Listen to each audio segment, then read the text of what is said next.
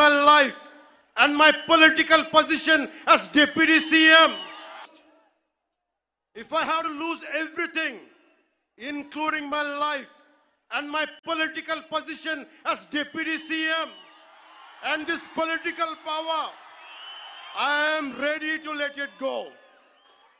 This is an oath I have taken in my life when I was at the age of 21 in the same Tirupati, when I was looking at the foothills of Lord Balaji, looking at the caption, looking at the sloka, Dharmo Rakshita Rakshitaha, Dharmani Rakshiste Dharmani Rakshistundani.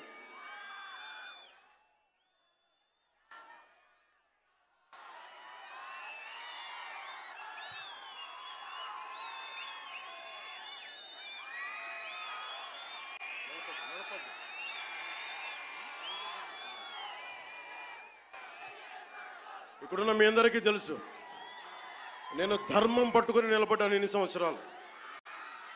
ఎప్పుడు ధర్మం తప్పలా.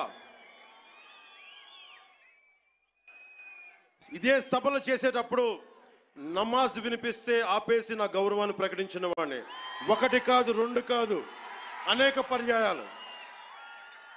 నిన్న నా కూతుర్ని Russian orthodoxy వాళ్ళ mother, Russian orthodoxy చర్చికి సంబంధించిన వ్యక్తులు నా కూతుర్ని తిరుమల తీసుకెళ్తే,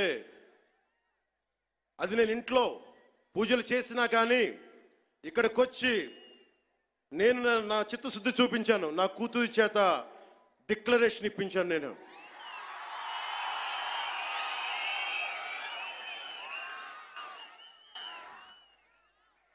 అందరికీ చెప్తాం, నన్ను విమర్శించే వాళ్ళందరికీ చెప్తున్నా, ఏ రస్తా అయితే యుద్ధాలు చేస్తుందో, ఏ రస్తా అయితే యుద్ధాలు చేస్తుందో, గెలుస్తుందో ఓడుతుందో, కానీ ముందుకు పోతుందో అదే నా రస్తా. ఏ రస్తాలో కూడా సంఖ్యలు కూడా సవాల్ చేస్తాయో, ఏ రస్తాలో కూడా అపజయం కూడా అగ్ని జ్వాలై మండుతుందో అదే నా రస్తా. ఏ రస్తాలో మరణం కూడా మహాప్రబంధంగా ప్రతిధ్వనిస్తుందో అదే నా రస్తా. అందుకే పరాభవం చెందిన, పరాజయాలు పొందిన ఎందుకు కదలకుండా నిమ్మకు నీరెత్తినట్టు ఉంటానంటే, నా సనాతన ధర్మం మీద నాకున్న అచంచలమైన విశ్వాసం. ఈ మధ్యన సనాతన ధర్మం ఒక వైరస్, దాన్ని అంతం చేస్తాం అంటున్నారు కొందరు. గతంలో శ్రీరామచంద్రుణ్ణి, మనందరం కొలిచే శ్రీరామచంద్రుణ్ణి కొన్ని దశాబ్దాల క్రితం పాదరక్షలతో కొడుతూ, చెప్పులతో కొడుతూ, ఊరేగింపుతో తీసుకెళ్లారు. మధ్యలో రామాయణం కల్పవృక్షం అని గొప్పగా చెప్తే, కాదు రామాయణం కల్పవృక్షం కాదు, రామాయణం విషవృక్షం అని అన్నారు. ఈ మధ్యలో రామతీర్థంలో శ్రీరామచంద్రమూర్తి విగ్రహం తల నరికేస్తారు. గత కొంతకాలంగా కల్తీ నెయ్యితోటి, జంతువు కొవ్వుతోటి కలిపిన ప్రసాదాలు ఏడుకొండల వాడికి నైవేద్యంగా పెడతారు. అదే ప్రసాదాలు ఆంధ్రప్రదేశ్ నుంచి 1,00,000 లడ్డులు చేసి ఆ కల్తీ నెయ్యితోటి అయోధ్య రాముడికి పంపిస్తారు.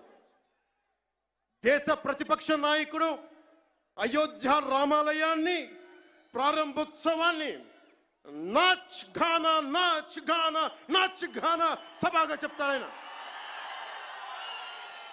మా మనోభావాలు దెబ్బతిన్నావు.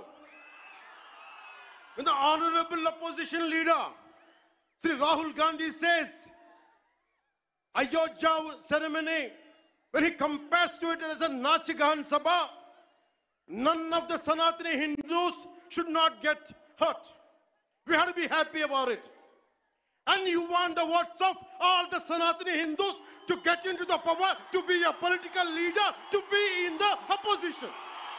And you want all the votes of Sanatani Hindus. But you don't respect Lord Rama. You might hate Modi ji. You might hate us. But don't you guys dare to talk about Lord Sri Rama.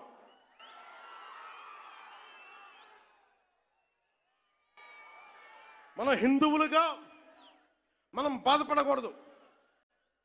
రాముడిని తిడితే బాధపడకూడదు, నోరెత్తకూడదు. అన్నాం అనుకోండి, మనం వెంటనే మనం హిందూ మతాన్ని మొదలైపోతాం. The moment we say we have to safeguard our religion, when you abuse Lord Sri Rama, none of us should feel bad about it. The moment we utter our pain, the moment we say our voice, the moment we say we reflect our pain, suddenly we become Hindu fanatics. Would you dare to do the same thing to Islam? Do you have the same thing to do Christianity? No, you won't do it. Because Hindu